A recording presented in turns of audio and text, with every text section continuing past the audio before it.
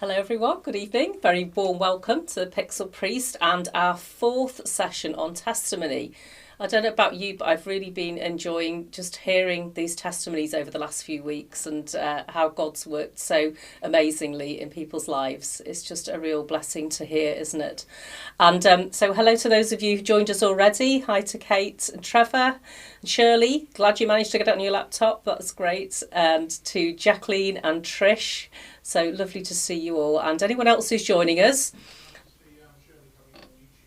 Yeah, so it's nice to see Shirley coming on YouTube too. So, and anybody else who's joining us, as I always say, you don't have to announce yourself. So it's fine to lurk, that's fine. But we do like to see who's here if you fancy announcing yourself. And also the idea of this isn't just for people just to listen, but also to engage. So if you have comments or questions as Anna and I are chatting, then please do put them up, because it's great to have your engagement and your experience to bring into this as well, because it just helps us to it helps it to speak to more people, I think, as more people engage with it. So please do put comments in as you feel prompted.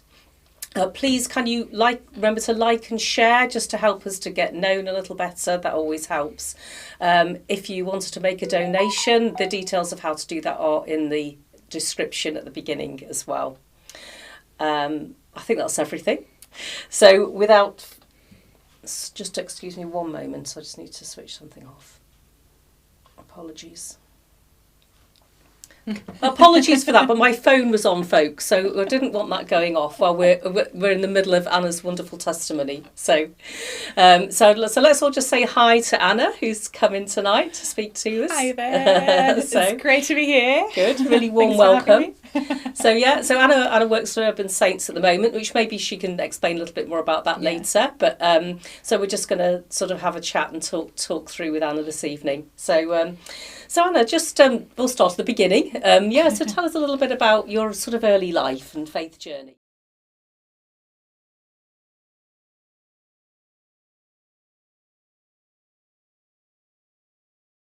Grew up in a village, so it's beautiful.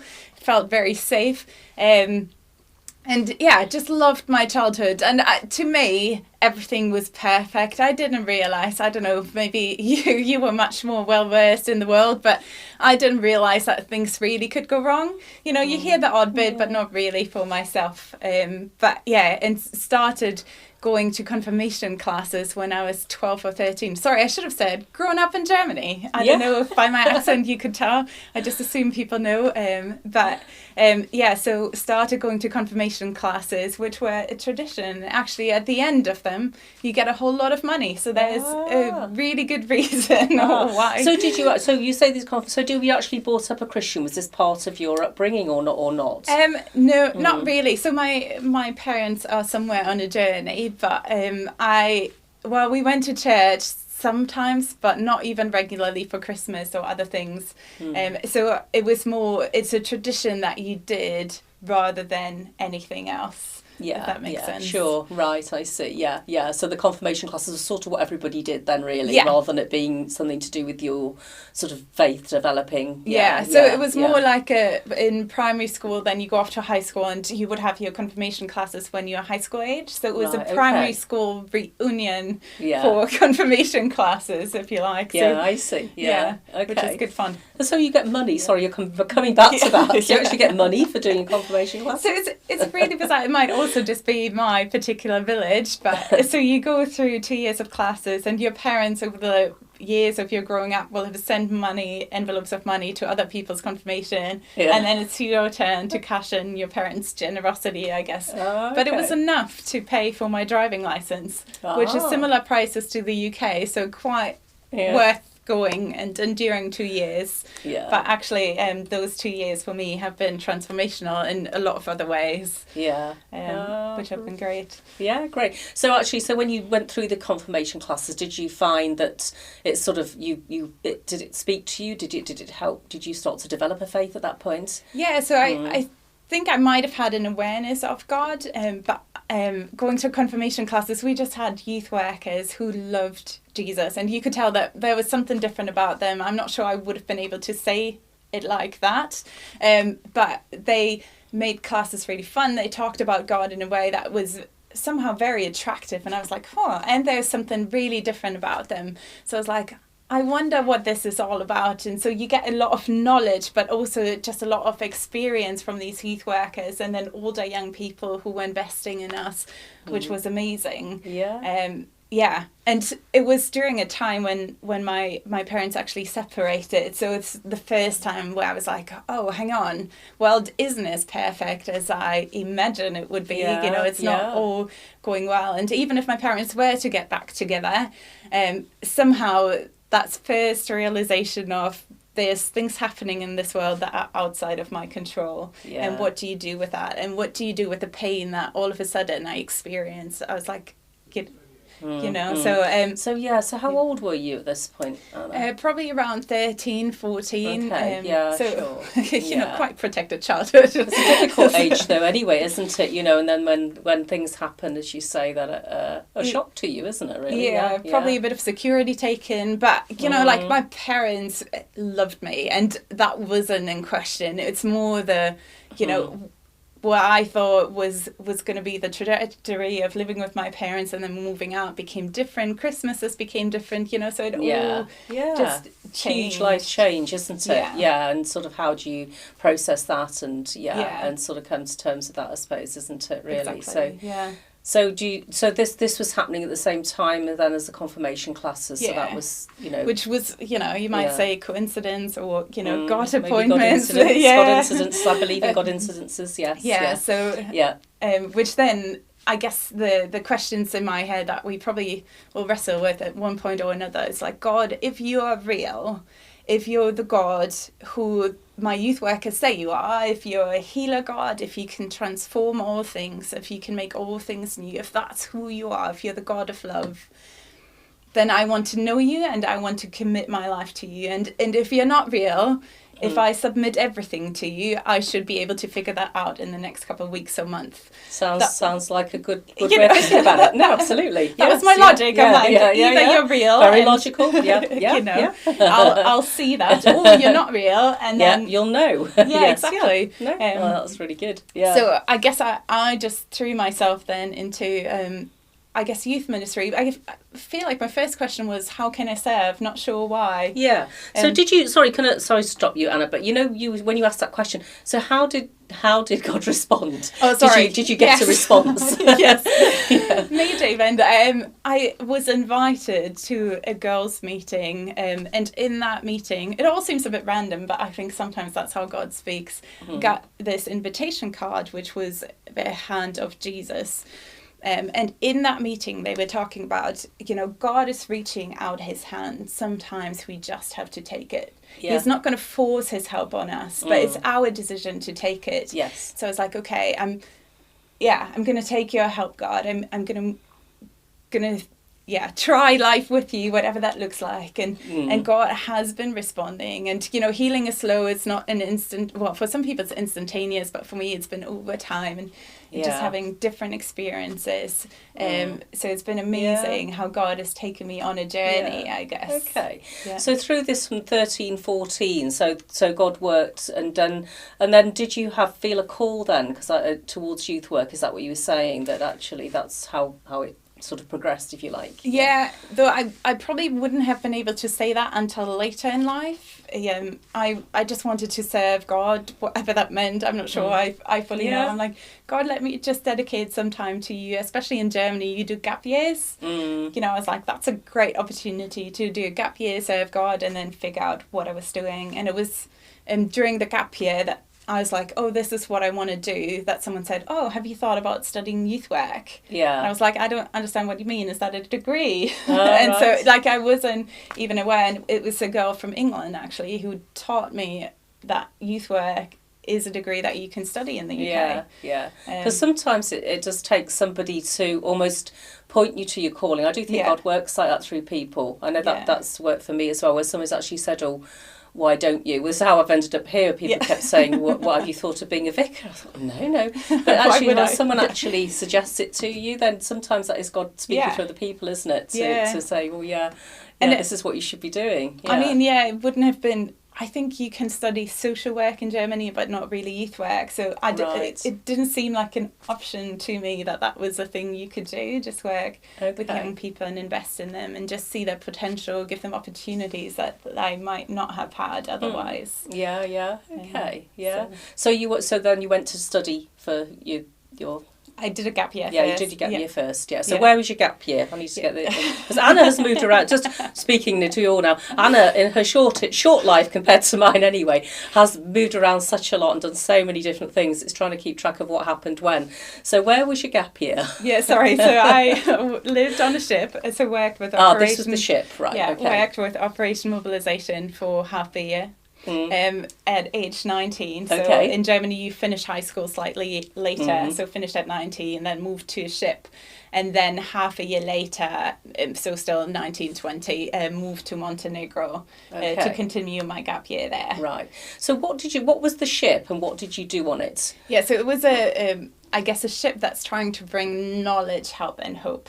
So how can we bring books or knowledge to people so that they can help educate themselves in contexts where it's really hard to get access to education or books in general, but then also how can we help with certain projects? Like if they needed a water tank or a house built or a school built, someone would go out in advance to figure out what projects can we do to help. And then there's the hope. How can we share the good news of Jesus with people who come to the ship? Okay. So where did the ship go? What sort of countries were you visiting then? Well, it sounds a bit like a cruise liner now. So I went to the Caribbean. Oh, yes. But nice. It wasn't a cruise liner. So there's the Caribbean and then South America. So we went to Guyana and we're supposed to go to Suriname, but I think that got cancelled. And so what was your role then? What was your part in all this? So my role was cleaning, so less glamorous, or at least that's what I thought. I was like, oh wow, so you raise a lot of money to be on the ship and then you go clean. But it was your gap year cleaning. But it was, I'm so grateful that was my job, because I think I was there to serve God, and I thought serving God is like sharing the good news in word, like telling people about Jesus. And actually, God was asking me, how can you serve me in everyday things like cleaning toilets or scrubbing walls that look clean, or disinfecting handrails? And that was really challenging, because I'm like, no one's going to see if I did my work or not. no, but God will see. Yes, infections might spread quicker, but no one will see. But it's like, how can you serve God in the small things, in the everyday things, and how can you serve God without being grumpy about that you think your job is worse than someone else's? And yet it was, as you say, it's so essential, isn't it? Because to everyone else there who was doing the the upfront stuff, I suppose, the going out and doing things, that they needed to have a clean ship and exactly, to be healthy. Sometimes we want to skip the foundations to get to something more advanced, but God's like, no, wait, let's get the foundations right, because otherwise the ship can't run. What if everyone else gets sick? Or cooking was a role that you could have had from the beginning. What if no one cooked for us? Because everyone's like, I don't do cooking. I think God just worked on my pride a little bit. Like, I'm too good for that. It's like, So was it? So how many people were you working with, if you like, at that? Was it? So I think there were 300. Well, this is like a German thing. I think there were 394 people on the ship. Right. Okay. Yeah. Which sounds very specific. I'm not sure why I think that. Yeah. But it was about 37 nationalities. So also the first time. So I grew up in a small village in Germany, one church, whereas on the ship, all of a sudden you had people from all sorts of denominations with all sorts of theologies, all working together to share the good hope. That's wonderful, isn't it? It's a wonderful picture, actually, of so many different people. Wonderful and challenging. And you're like, what? Yes, I'm sure. So it must have been a huge learning curve in so many ways as well, to suddenly be with, you say, such a cosmopolitan place with different nationalities and ideas and things. Wow. But again, great to be challenged, like what God, what does your Bible say? Like, what does your word say? Why do we interpret this differently? And just helps you dig deeper. Yes. Rather yeah, sure. than being like, oh, someone taught me, therefore this is true. It's like, no, God, what does your word say? No, so that would have really sort of broadened your understanding how differently people can see faith and scripture and things. Yeah, great. Wow, a real learning curve. So how long were you there for with this training? Yeah, on the ship for half a year, and then I moved to Montenegro because they had a second ship, the Doulos, which was a year older than the Titanic. Oh. So it just wasn't worth restoring. Yeah, no, a little bit old. Yeah. But a lot of people wanted to go on the ship, and so they were like, if someone feels called somewhere else, speak to us. And I had met the leaders from Montenegro somewhere else, and I was like, it sounds amazing. It sounds like a lot of people need to hear about you. You know, it's not a place where a lot of people want to go. Why don't I go there? And someone else can go to the ship. Okay. But I didn't think that was possible. So I felt that nudge early on, but I'm like, oh, well, it's not possible. Therefore, let's just shelve it. And then that came back up. So God had heard that sort of prayer then. Yeah, that's great. So what was happening in Montenegro then? What is it you were joining there? Yeah, so it was a church plant. So trying to figure out, okay, how do you share God with a culture that's so different from you? So I had to learn the language. Right. How do you speak Serbian? How do you go to a market and buy things? But then also how do you not just assume that the way you do something means the same to someone else. So that was good, but I think I needed the lessons from the ship first. How do you serve God in every day? But then we also tried to do some projects with families, or we worked with Roma children, just trying to teach them how to read and write, because they wouldn't access schools. Right. There's a stigma around them, so they were sent to help for kids with learning disabilities, though they didn't have learning disabilities, they just had prejudice. Right. Okay. So again, how do you bridge prejudices and help people who believe what's been said over them, that you're not good enough, you can never read and write, and then they were so proud, like they tattoo their names on their arms, and probably not the way in which we thought they would express it, but they're so talented and so gifted in so many ways. And so, it's just learning the different communities. Okay, what does sharing our faith look like here? Not just in word, but also in action. Yeah, sure. So were you mainly working with children and young people in that, or was it everybody? Everybody. Also families. We had an English cafe, so people could come and learn English. That was mainly adults.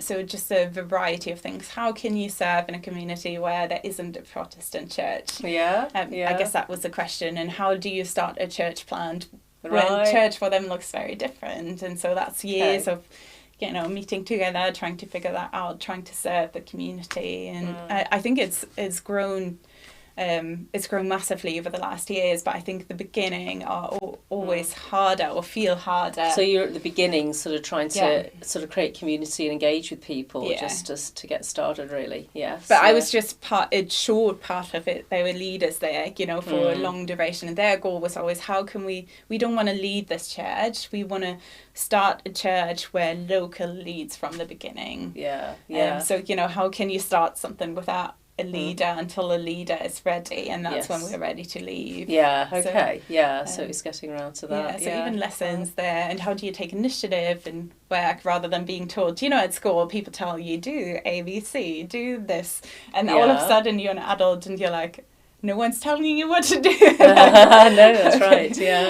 How can I come up with my own things that I should be doing? And I think I still lacked some of those skills and had to learn through gracious leaders. Okay, why don't you use your initiative to do something? I'm like, I guess I could. So that sounds like a great learning curve, really, and working with so many different people as well, and in a different country. And so can you actually speak Serbian? A little bit. Wow. Not fluent. But okay. I can get by. And is that a country, is it a basically Christian country or not then? You saying there's no Protestant church there? Not in the town we lived in.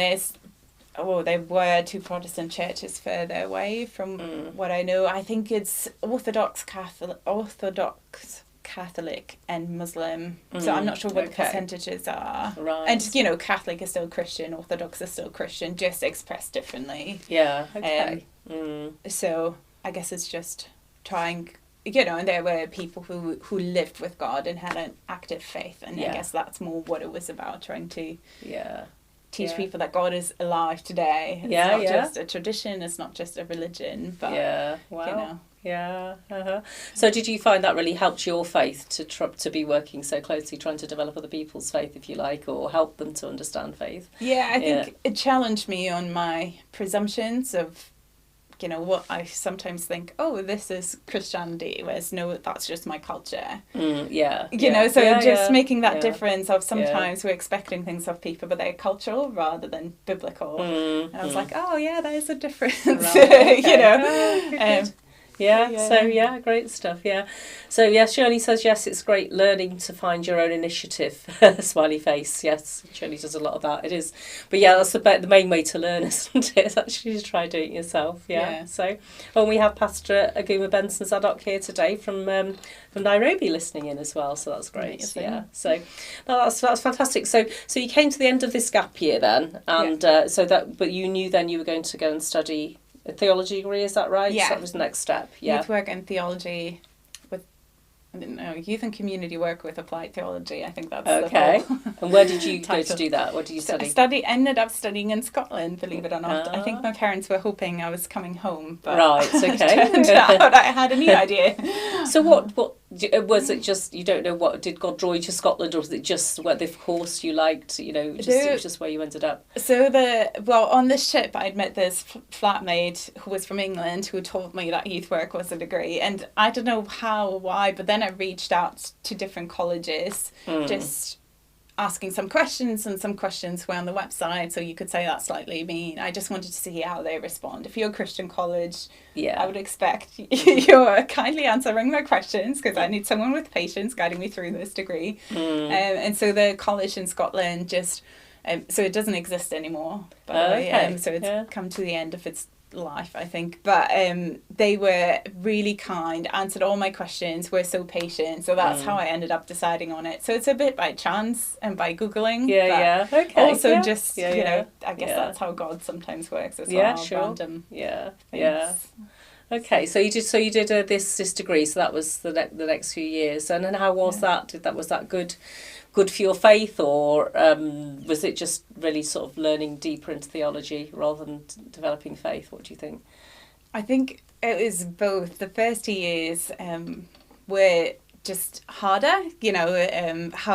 So my role was to start a youth ministry, and how do you start a youth ministry as a first year student? I wasn't fully aware of yet, you know, so a lot happened by trial and error, and it's like, God, why did you call me here? I don't know what I'm doing. You know, like what are expectations that I can meet, or what are expectations that I should challenge, but I'm not sure I had that wisdom as a young person, but just found this incredible community of people that I would still consider my friends, and you know, which is amazing. So even just a couple of months back, I think, whenever we were allowed to, we went back up to Scotland to see everyone. You know, so foundational in that aspect, but also probably because it was my first proper living abroad, this is where I'm going to stay and study. And so, you know, you sort of cling on to that more, but also really challenging. I have no idea what I'm doing. Where's my family? I lived alone in a flat, just like, how do you do this? You know, so right. So so a lot of change, even from actually you going for your gap year, isn't it? A lot of change, a lot of meeting new people, and you know, so was that was that difficult at times to do so many things on your own, if you like? So the hardest part, I would say, is to be stripped of your identity a little bit. Like whenever you go somewhere new, no one knows you, no one asks you to help with anything, because they don't know you're good at something, you know. You're just this person that they've never met before, And so maybe that's a trait that God also worked on, where I like to be known, I like to help out, I like to do things, but that's really hard when you're not getting asked to help anywhere, because no one knows what you're doing. And that so, and that strange feeling of being somewhere you don't know, and no one knows you, and you don't know people either, and you're far away from people you do know. That must be quite hard as well. But and so then you have to keep reaching out, and how do you build deep relationships in a shorter time, or who are the people you can go to when you're upset, you know. Yeah. You still have your family at home, and you know, and your friends, and that's been amazing, like to have them. But it's also, you want some local people where you can just chill or hang out or just relax. So sure, you know, but you obviously manage that and well, sometimes better than others. Oh, great. So when you finished your degree then, so what happened after that, when you'd finished your theology degree? So I did 2 years with one church, and then moved to a different church, and that church happened to work with a youth outreach organisation. Right. So indirectly worked with them, which has been amazing, and they just had... So are you still in Glasgow? Oh, I studied in Glasgow, moved from one place to Edinburgh. Okay. So now in Edinburgh. Yes. You know? We're keeping up, yes. So this is were you actually employed as a youth worker then, or? The 2 years were with as a student, you had to have a placement. So it's it's paid, but it was only 16 hours, so never full time. Right. And then work as an administrator, I had to fundraise my salary. And so it was part time. I think I worked part time. I can't fully remember. But yeah, so because I thought, you know, my boss was from the States, and he's a great visionary, and such a people encourager, and I'm like, oh, maybe I can get alongside him. And as a German structured organizer, you know, just learn from him, but also with him, and maybe support in that way. And so that's what I did then after my degree. So still involved in youth work, but a bit more remote. Right. As an administrator then. Okay. Sure. So you enjoyed that. Yeah. So and so did you? In this time, were you sort of finding out where God was calling you to then? It sounds like you were doing a lot of different. You'd been called to lots of different things really over those few years, hadn't you? And now you said an administrator's role. Yeah. I guess it's always, when you're done studying, you're discerning, okay, God, what's next? And it was almost easier for me to say, this isn't it, this isn't it, this isn't it, rather than this is it. Yes, sure. Yeah. You know, so there were a couple of things where I'm like, that sounds amazing, I just know it's not right. And so did that. And then, I mean, I think I went on job seekers allowance for a week, and they somehow got me a job, or I got a job myself, I don't know, as a Motorola customer support agent while I was fundraising. So that was in between, because then I decided, and I'm not sure how I decided on that administrator role. I probably spoke to the Scotland lead, and, you know, that's what we ended up with. Right, okay. And I was like, yeah, that sounds like it is it. But then got this customer job. But it was full-time for the training, and by the time I finished the full-time training, I had raised enough funds to go part-time with you. So somehow, I'm not sure how they always happen, but it seems like God has arranged things just on time. Right. So by saying no, somehow he opens another door for something that's a yes. Yes, okay, yeah. Not that I imagine working as a customer agent, but it was really good just learning, you know, how do you deal with people's frustrations and customer service? What if there's nothing you can offer a customer, even though you know they are right? Yes, that's right. Yeah. Do you Yeah. feel like, I mean, in all these things, it sounds like God certainly makes it, God gives you skills for the next stage, you know, and sometimes you don't know why you've ended up doing something, or, you know, or going through that experience, isn't it? But often it's to prepare you for something else that's up ahead, isn't it? Yeah. And that definitely is true. There are parts where you're like, oh, why did I learn Serbian? Like, why couldn't you give me a Serbian family along the way? You know, so much effort. But you're right, you don't know, and you don't know what other skills you've learned while learning a language, or, you know, being immersed in a culture that you might have picked up along the way. And I think even, you know, writing your CV, I find it quite hard to express the skills I've learned. I'm like, I'm sure I picked up something. Yes, so the different experiences you've had, definitely. So okay, so what happened next? So you did the call centre work, and then you managed to fundraise for the administrator role. So I did them partially both for a while, but then I guess I was paid part-time, but sometimes I would do full-time hours just because I loved that work. And so I ended up quitting the customer support service role because I wanted to go away for the summer to help with the camps. and again, it's just seeing God's faithfulness in providing different roles and experiences. And camp was the youth groups would take young people to camp so that they could hear the gospel message throughout the week. Right. Through events done in excellence, through, a dining table that was set for them, because they recognised that a lot of young people wouldn't sit around a dining table. No. Through the verbal gospel proclamation from creation to, Jesus died for you. And this is why he came. He loves you, And so being involved even in the background, trying to make that happen is just incredible, because you see what it's for. Sure. And then having been involved in the being a youth leader and taking young people, you're like, and it makes such a big difference being able to come as the youth leader, where you don't have to do the prep. Yeah. You show up with your young people, and that's exhausting enough. But you get to experience all together. Yeah. Which is amazing. Yeah, no, great. Sorry, just have a quick look at that. Yeah. So, Shirley again says, absolutely new skills develop unexpectedly. They do indeed. Preparing for it out. So then you were doing this job, your new job, for how long?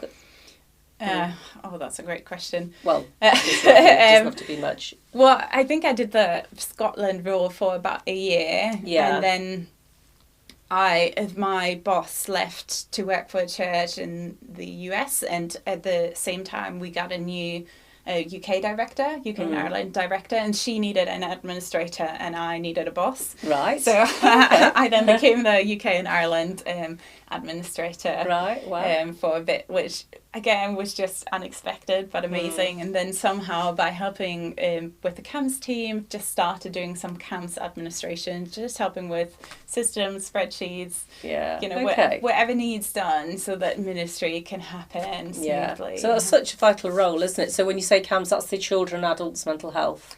No, so sorry, that's something else. Just youth camps. Youth camps. Okay, sorry. Yeah. So but I mean, the admin is essential, as you say, isn't it, for everyone to be able to just come and do, isn't it? So you really enjoyed that, yeah. So what made you leave that then? You did leave that eventually, didn't you? Yeah. So it was during another summer, another camp. I was like, this is great, but I just feel like I'm one step too removed from youth work. Okay. I wonder if I should go back working a bit more directly with the young people, because I was working with a lot of volunteers or staff members, but not really with young people. Yeah. So I was like, I wonder what that would look like. In the meantime, I also, because now I was working for the UK and Ireland, I moved to Belfast, and my flatmate. So Belfast now. Yeah. Gone from Edinburgh. To Belfast, where I lived 2 years. I can tell you that much. Belfast, right? Okay. So after 1 year of living there, bought a house, and during that time, I feel like God was saying, okay, it's coming to an end. You should, So were you actually doing a face-to-face youth work? Is that what you went to do in Belfast? No, that was still the administrator. It was still the admin job, right? Okay, I'm trying to keep up, right? Okay, right. So it's the same job but different location, right? And that's where you bought your house, Yeah, because I could do it from home most of it, and then I would travel. I think I figured out in one 18-month period, I'd travelled on average 3 times a month or something, or taken a flight. Okay. So for me that was quite a lot, but that was the norm. I know we can't imagine right now travelling anywhere, but going on a plane was quite normal. I knew when I would get checked, usually they would pull me out, but it's like, again, me. So who knows why, but so lived in Belfast, did the admin role, and then went to the camp to serve, and that's where I felt like God was like, okay, it's time to think about when to move on and what to do, and decided to quit for December, so gave quite a long notice, because I just felt like God was calling me to more direct youth ministry again. But you didn't have a job at that point. You were just obeying a call to actually leave this job, which you'd had for a while, and obviously been really successful at, isn't it? So it's just, and so, but you felt God was calling you to something else, so you took the leap and resigned without another job. So did that feel like a leap of faith when you took it? I guess it didn't. It just felt normal at the time. When you finish studying, and even then, I didn't know how I was going to pay my rent. I said no to some job offers, which seems stupid. I'm like, Yeah. why do you not just take the job? I'm like, Yeah. no. It's not the Figure out right what one. to do. Let me Yeah. pick the job I have to fundraise for and where I don't know when I can start, you know. So I guess because of that experience, and because even when I moved to Scotland to study, like I had no idea how much money I was going to get Yeah. from my job. Yes. I had no idea. Like, I knew accommodation was provided, but no idea how I would fully pay for my degree. Yeah, I yeah. was like, okay, we'll figure it out. And luckily, my parents were super supportive, being like, okay, Yeah. if that's what you want to do, we'll figure it out. And I guess in some ways, they've lived out faith for me. You Yeah, know, it's like, yeah. okay, God, we'll figure it out. Yeah, yeah. You Good. know. So come on. So what happened when you took this leap of faith?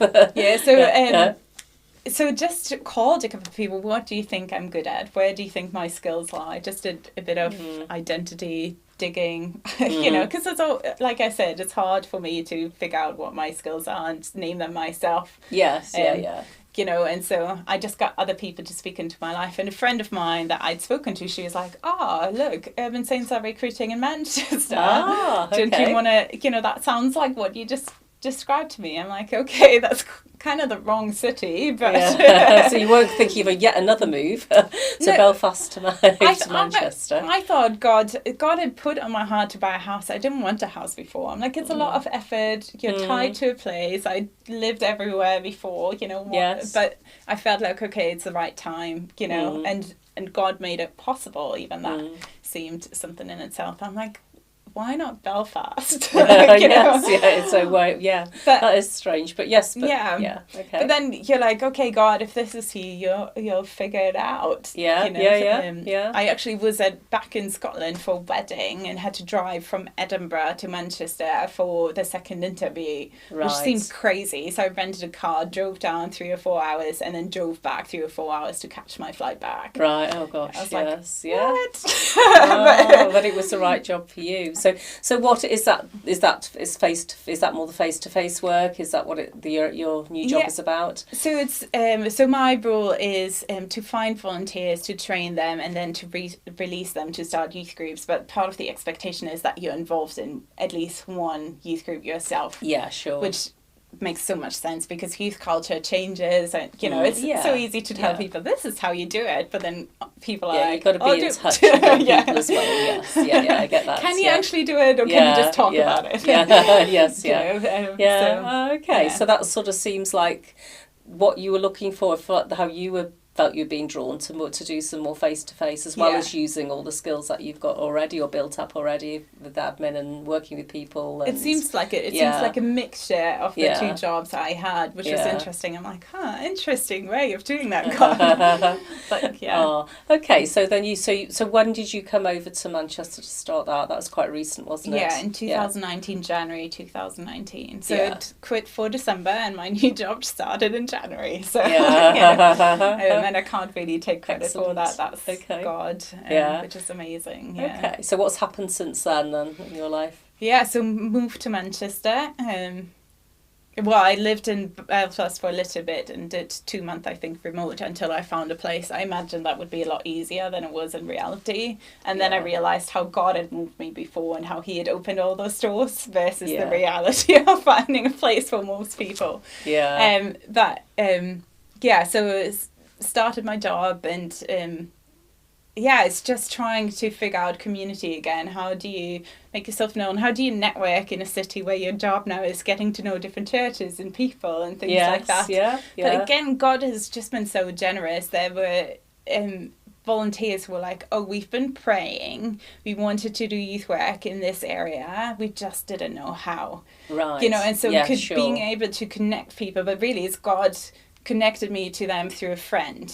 Right, you know, or I met someone through a lady where I looked at her flat. I'm like, it's not just a job, it's God's connections weirdly coming together.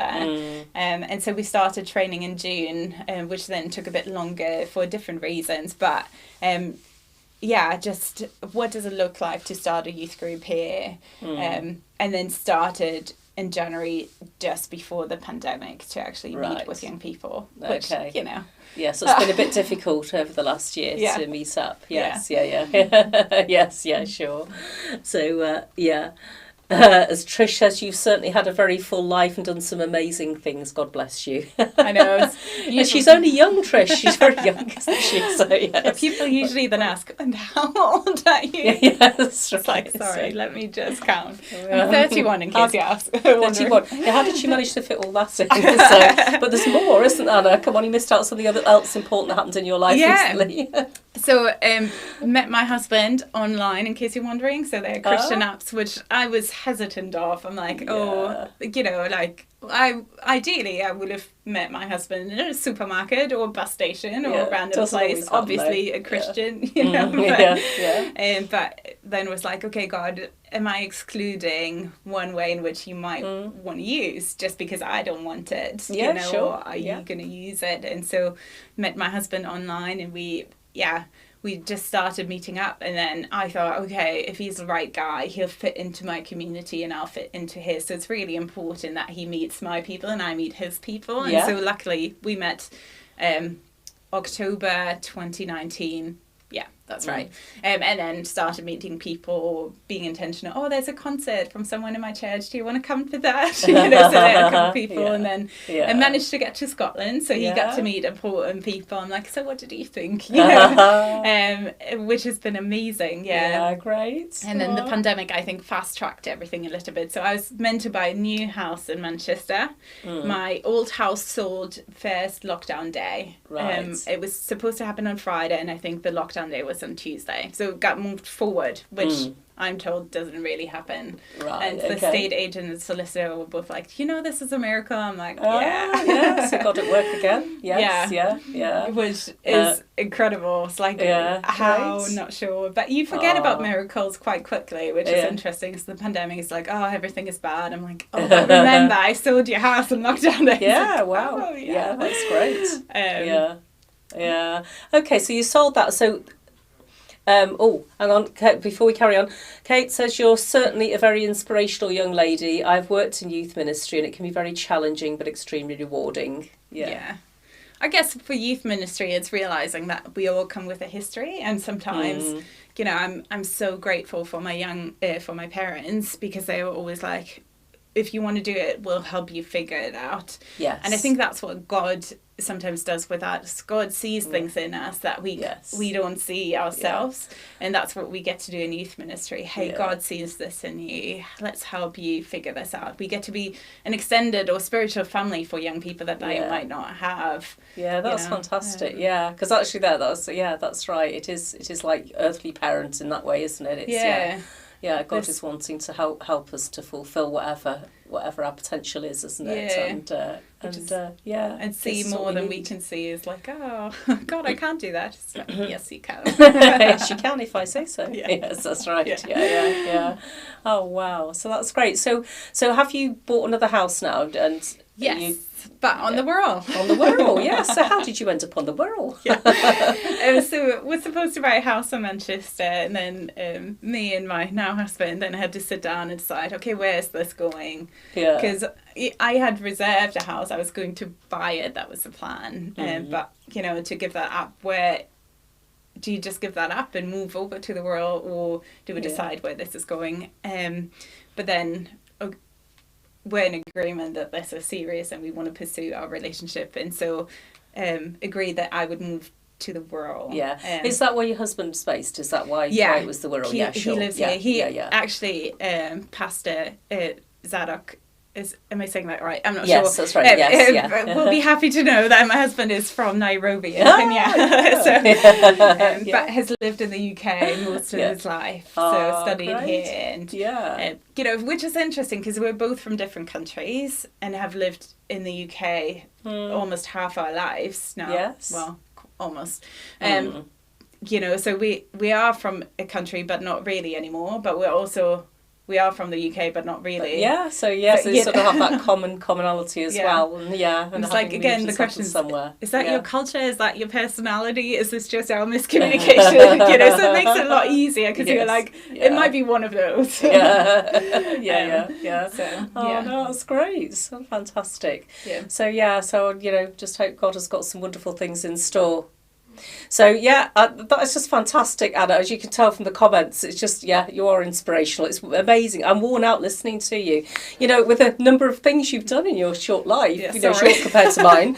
But you know, I think that's just fantastic how God's worked as well and opened those doors for you, and you know, the times that you trusted in Him and He's really answered you, because that's my experience, and I think in the other testimonies you can hear that as well, where you know, there's times when we trust in Him is when He really does come to the fore, isn't it? And it's that's just great. It's funny because not every day feels like this, is it? But it's remembering. I think that in one of the verses it speaks about remember those things, write them down and tell them to your children so you remember the goodness of God. I think there's power in that, writing down things that we are thankful for, because it's so easy to forget, isn't it? Where you're like, what am I doing? And I have a lot of those days. So you forget the amazing things, you say, because we can get dragged down so easily, can't we, by the other things in life that always happen as well, you know. So and there's a place for that, but also then it's like, in the bigger context, who is God, and is He still faithful? Yes, He is. Will He come through? Yes, He will. You know.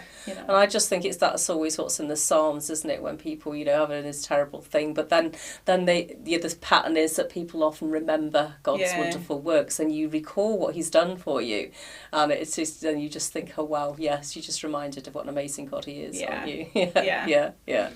So fantastic, that's great. So I think Alex wants to come in and say a few things, I'm sure. Hi, Alex. Hello. Interesting. Just when you saying there, excuse me, just when you saying there, write things down. So what I've done with all these testimonies is I've made notes. You know, this is great. You know, trying to keep up with you, Anna, is nigh on impossible. Right? It's just impossible. I'm pitching things chronological. When did that happen? When did this? You know, you're everywhere. Just a couple of things. You mentioned about healing, and I think the sustaining of healing when your parents got divorced when you were about 13, 14, and we didn't really talk about your high school years, but I was trying to understand what it was that you were kind of healed from. I mean, I've come from a similar situation. My parents divorced when I was 10, and the impact on, you know, of course, so many people go through that. Very few people I probably consider have the sustainment of being part of a youth fellowship, if you will, that you were at the time in Germany, which must have been really supportive through that. But also, I also get the sense that as you've discussed things and different ventures you've been on, both of your parents have been supportive of your stuff. So this has all been really quite amicable with regards to your parents and their divorce. So first thing, was that what you were referring to with healing? You were talking to the impact of your parents' divorce, that how you were being healed through that process. Was that with regards to that? Yeah, I think it was still painful, you know, when people break up and you wonder, is it my fault? You know, I think young people always think it's their fault that their parents break up. So it's probably a lot of lies that I told myself I needed healing from. It's lies that I thought I wasn't loved or I wasn't enough. So it's not that my parents said those things. It's just what I believed or wrote into the situation. You know, I'm not enough for my parents to stay together. It's crazy. I remember when I lost my dad. Must have been about 7 years ago, and we were trying to figure stuff out. And it's interesting. We kind of grow up, don't we, with our parents on such a pedestal. We hold them so high up that we consider them to be just almost deity in some regard, you know. And then you find out that your parents are just human beings, just like you. So then you kind of think, hang on, this isn't right. That's not what I thought. I feel cheated. My parents must be better than that. And then often people go through this kind of resentment phase, and then they kind of eventually get to this point where they say, actually, I love my parents for what they are, and thank God for them. That sort of stuff. But yeah, no, I get that. So the other thing, I thought the comment about, right, and I love this, it's like, right, okay, God, you've got 1 month, all right, and that's it. And if you don't sort it out by then, I'm not interested. And I thought, it sounded more like you said, right, Anna, I'm giving you 1 month to commit yourself to God because I'm too busy, and unless I make the decision, I'm going to do it now. So it seemed actually, you know, it seemed like you actually gave yourself the ultimatum in that month period. I've never heard anyone say, like, God, you've got a month. You It know. wasn't a month directly. It was more, I'm going to go all in. Yeah, and yeah. then if you're not real, I figured it isn't going to take long to realise if God is real or not. But it's not that I said a month or 3 weeks, but Okay. more, God, if you're real, I should know. If you're not real, I should also know pretty quickly once I throw myself in. That's quite good though, isn't it? It's Good quite logic, that good logic. yeah, Like that. The other thing was, phenomenal. I mean, your background is so unique, and do you know what? I'm watching you, and I could see the Lord. I can see humility for one. I can see the Lord just giving you that aura. You're beaming, with smiling, you're laughing. It's amazing to see you. You look great off your faith. You really do, and I can hear that in your tone, and I'm sure the audience can as well. I can hear that in your tone, in your the way that you move and everything. It's fantastic to do that. I'm thinking actually when you did that first ship with the approximately 394 people. Approximately. Approximately. You couldn't be more precise if you tried. That must have been a real culture shock, really, from someone coming from, if I kind of read it correctly, you came from this small German village with one church. Yeah. Yeah, And it does sound like your life has been very much been involved in the church. As if... I asked myself the question about whether there's a naivety about that, because you haven't been exposed to some of the stuff that happens outside, and maybe you have, and I just haven't seen that. You know, I see other kids that go through things like youth fellowships and stuff like that, and they seem to be unaware of what is going on in more of a broken world outside of what's going on there. And I'm wondering if you've had any experience through, certainly using with Urban Saints and the other stuff that you did before that, how you've kind of picked up on what's going on with regards to that.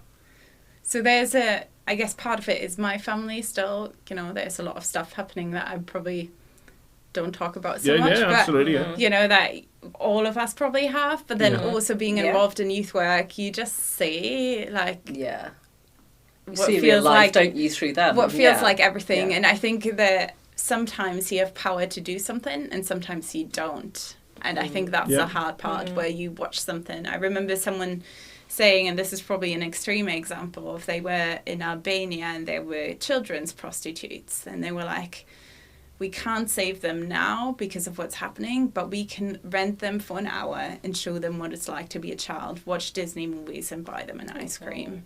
So they could do something for an hour, and it broke their heart that they couldn't fix it. And I think that's what youth work sometimes is like. You see God's potential in people, but sometimes you can't fix it. Well, it's not my job to fix it anyway. It's God's. No, but so the stuff that you see as you're working with young people, I guess, where, a young person who is the main carer of her family because her parents are drug addicts, or where then the grandpa passes away. I think that just goes to show my naivety, really, rather than yours. I've got this perception of perhaps this this fluffy sense of being in the UK and seeing, these kids that are coming from broken homes on council estates and things like that, which of course is a real thing as well. And you're talking about something that is just way beyond my even comprehension. So that just shows my own naivety. But it's, I guess in that it's trying to see people for people. We are often, because of our circumstances, if we all had equal opportunities, wouldn't we all thrive in similar ways? I wonder if we would. And so, these young people haven't had the best of starts. How can I make their life a little bit easier? Or how can I help them get the opportunities that they deserve? And sometimes it's telling them, you got to fight for this. I know someone will hear your case. I can't do anything about it, but if you keep going back and fighting for it, there will be a way. And them succeeding and being like, you made it. It wasn't anything I could have done, but you did it. And it's being there for them as well, isn't it? Really, is probably one of the biggest things, isn't it? To actually be there and to be showing love for them, support for them, isn't it? And this time, because but it can't, just so important. I'm just a person. I don't have the capacity to do that for a lot of young people. If you think I can do that for more than 2 or 3, that'd be foolish to think, because I can't. I don't have that investment power. It's an interesting point. I mean, I suppose, having gone through a spate of depression myself, one thing I always find quite interesting is when people use the term, come on, pull yourself together. And it gets slated, that comment, because it's kind of like, you can't say that, you can't say that. And yet I came to the conclusion that fundamentally there is only one person in this that can do this. Whatever your support mechanism may be, and of course all of us here would endorse that of a spiritual nature and that of God and Jesus. But whatever your support nature is, there is almost this fundamental that, you have to do something. You've got to take responsibility for your life. And I think that's an important point you've made there, because actually it's not about bailing people out. It's about encouraging people. It's about helping them, giving them, I suppose, some self-confidence to try and help them do what they need to do. And that sounds what you're saying. Is that about right? Yeah, I guess in the end, if it's a decision for Jesus, I can't make for anyone. If it's a decision to get up and go to work, I can make that for anyone, even if I pick them up, drag them out of bed. That's right. No, you can't. Yeah, absolutely. I can't. It has to come from them, doesn't it? Yeah. So there's an encouragement that you can, but also sometimes there's a choice. Okay, me helping you is not helping. So where I'm like, I have to let you figure this out by yourself, because you have to take ownership. And that's really hard as well, It's recognizing your own capacity, it's recognizing, that other people need to want help. It's like the hand Jesus offered to me when I was a 13-year-old. It's my choice. Jesus isn't going to force me, And similarly, youth work, we're here. Yours works on two levels, though, because one is it's actually supportive in a community kind of way. And of course there's the spiritual side as well. It's the same as us with the Wallasey Unleashed. We kind of have this community arm in which we want to be supportive of the community, and help give people a voice, I guess. And there's also the spiritual side with Wallasey Unleashed Church and the Pixel Priest, where we want to try and help people get an inkling and sort of try and get some sort of encouragement to find out what is this God thing about. So just interesting as well, going back to the camps that you did. I'm guessing, you correct me obviously, is this because you're working with kids that are either already involved in faith in some sort of, maybe a small way, either seeking or are part of something in the first place? Or is this something where you've got kids that have got no idea of the concept of faith? So it could be either, depending on the youth groups. So I guess they would come as youth groups. So they are involved in a group. That's the camps I used to be involved in. Urban Saints, they have different models. But so even in the youth group, you didn't have to have a faith in order to come to camp. But they did know there was some sort of talk about God and Jesus. But they didn't necessarily have to listen if they didn't want to. A lot of them probably just came because it was fun. Why not? Their friends were there. It's free dinner. Get fed. But it's an interesting point, because I think this is one of the things that the church and many people trying to serve today probably have this problem about, look, how do I engage with people of no faith at the minute? I'm kind of aware of the social aspects of what has been going on in the last 5 years, what's happening in a culture way and all that sort of things in the West. It's an interesting dynamic. I'm guessing that you've seen, obviously, different cultures as well. If you've been doing stuff in the Balkans and you've been doing other things like that, there's probably a very similar kind of pattern to all kids are all kids wherever they are. Fundamentally, they just want to be loved, really, ultimately. But the differences and things like that. What was the point I was going to make? I'm trying to think.